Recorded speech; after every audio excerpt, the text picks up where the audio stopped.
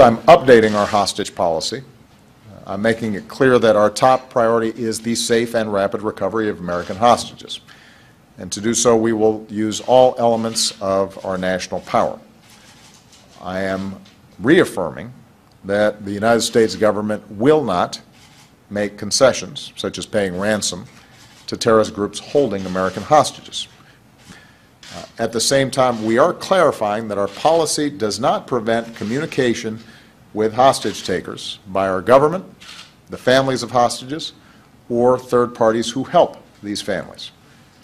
And, when appropriate, our government may assist these families and private efforts in those communications. And welcome back to Daily Wrap. I'm Joe Concha, joined by my co-host, Rick Unger, and filling out the panel, Higbee Rothman. That was President Obama today. It sounds so much more powerful when you just do the last name. That was good. Thank you. That was President Obama today announcing that the federal government will change its policy on negotiating with terrorists.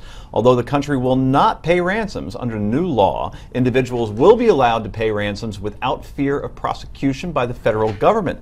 Previously, friends and family of loved ones held captive, like the family of ISIS captives James Foley, Stephen Sotloff, Peter Kassig, for example, were told that they would be prosecuted if they tried to pay their loved ones' ransoms. Did the president just open a Pandora's box in this relatively benign-looking move, Carl Higbee?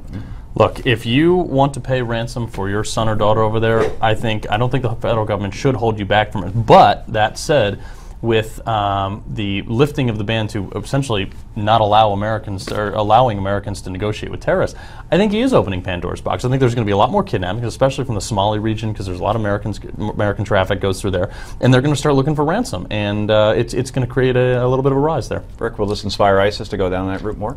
Well, you know, I actually agree with a lot of what Carl said. Weird. Very weird. But yeah, the only place where I might vary a bit, I do acknowledge the possibility that it could create more kidnappings. It'd be foolish not to.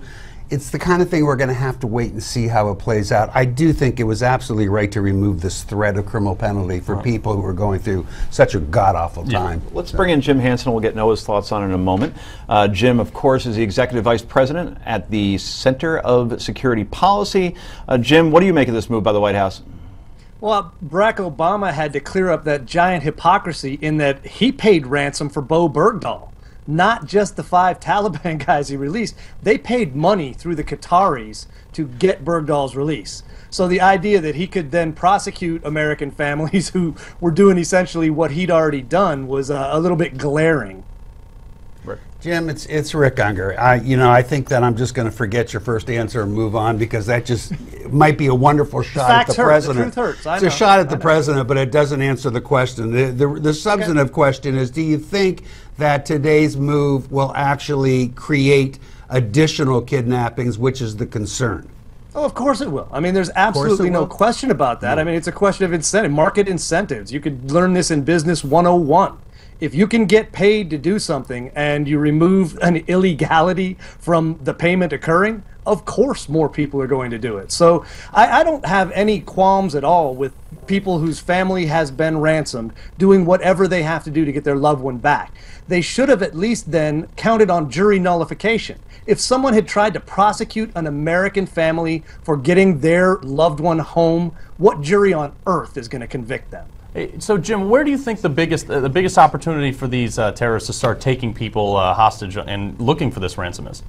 Planet Earth. I mean, we're everywhere, and so are the bad guys. You know, we rely on the goodwill of far too many people who don't bear us any goodwill. So obviously, all of the hotspots, you know, any place in Africa, any place in the Middle East, any place in South Asia are all going to be bad. But what about Europe? It's not like that couldn't happen in many of the places Americans go to visit in Europe. It opens up, yes, a Pandora's box, and I don't think it was unfair of me to point out that Obama opened it himself. No, a lot of different opinions on this. Want to hear yours?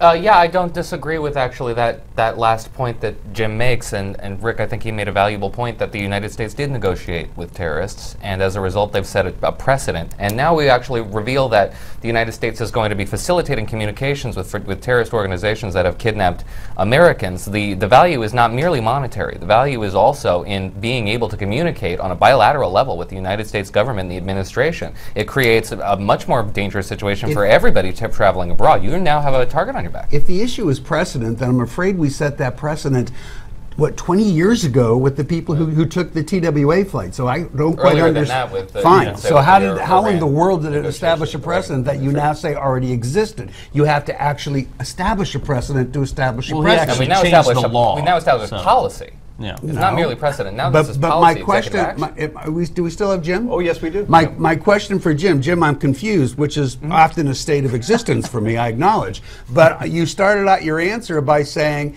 that you think it will result in more kidnappings, but then later you said, but you're okay with families negotiating to get their loved ones back. That strikes me as inconsistent. 30 seconds, Jim.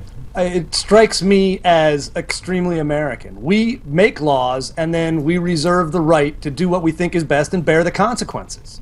And if you say there's a law that says I can't pay for my loved one's return and you violate that law, you risk a jury trial. But And we I just got don't rid of believe that. Is American that okay? juries Is that- will Well, you're right, but we've never prosecuted anybody for it, which is why we got rid of it today. Well, in that case, then let's hope more people don't have to make that decision because they've been kidnapped, because they can now pay ransom to the kidnappers. And we'll have to leave it there. Okay, Jim, thanks so much for joining us. You are the Executive Vice President at the Center for Security Policy. Thanks for coming on, joining us from outside of Washington, D.C. tonight. Pleasure. Okay, so last word on this, Carl. Look, I think if you want to pay money for ransom, fine, go ahead, and I don't think any law should hold you back, but that comes to a personal judgment call. I absolutely think that this is going to open it up. Rick? Was it me, or did he make no sense whatsoever? I mean, I don't know what I was missing there. I couldn't follow him. Let's get Jim back on tomorrow night. Maybe we continue the conversation. Yeah. Anyway, should the president apologize for slavery? We'll sort it out for you next, coming up.